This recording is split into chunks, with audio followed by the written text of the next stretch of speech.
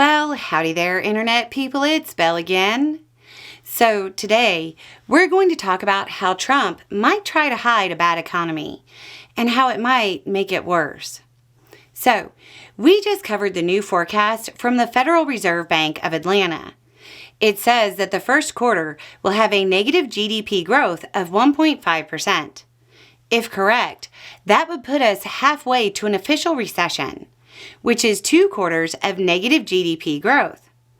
I said the forecast is volatile and isn't set in stone yet. However, shortly after the forecast started getting notice, the Trump administration came up with a unique position.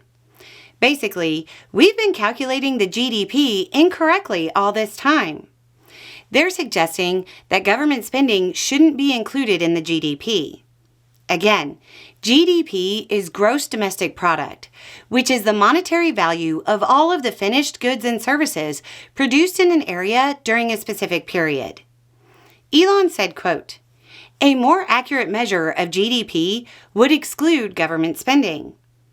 I'm not exactly sure how. Does government spending not produce finished goods and services?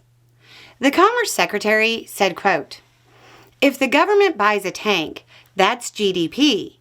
But paying 1,000 people to think about buying a tank is not GDP. That is wasted inefficiency, wasted money." I'm pretty sure that thinking about that tank would be a service. And as far as it being wasted money, from an economic standpoint, those people that are paid for that finished service spend the money they're paid, and the finished goods and services they buy is also part of the GDP. This position being pushed loudly at a time when the GDP forecast changed to negative is raising eyebrows. Many are suggesting that recalculating how the GDP is figured is an attempt to hide the effects of Trump's policies. Even the AP headline on the subject shows this feeling. Quote, "The Trump administration may exclude government spending from GDP, obscuring the impact of DOGE cuts." Now, let's be clear. This new GDP formula won't actually change the economic situation, and investors will be able to get the numbers they've always used with ease. It might hide the economic state for a little bit from people who don't pay attention to the economy, but that's it.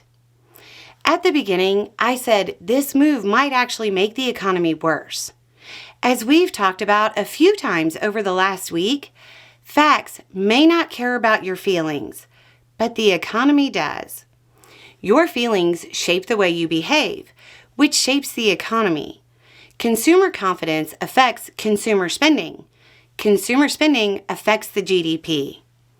If you're an investor, what feelings would be generated by the government altering the way a critically important number is calculated when bad news comes out? Can you trust that number anymore? Can you trust other economic numbers? Most importantly, if you feel like they're actively obscuring the effects of their policies that aren't working, would you think they're going to change them to policies that work? Or would you think that they'll continue down the same road? Does that increase or decrease your willingness to invest? We've been watching for weeks as Trump's statements shake the economy. Just suggesting this new GDP formula might end up hurting the economy more than the forecast ever would over the long run. Anyway, it's just a thought. Y'all have a good day.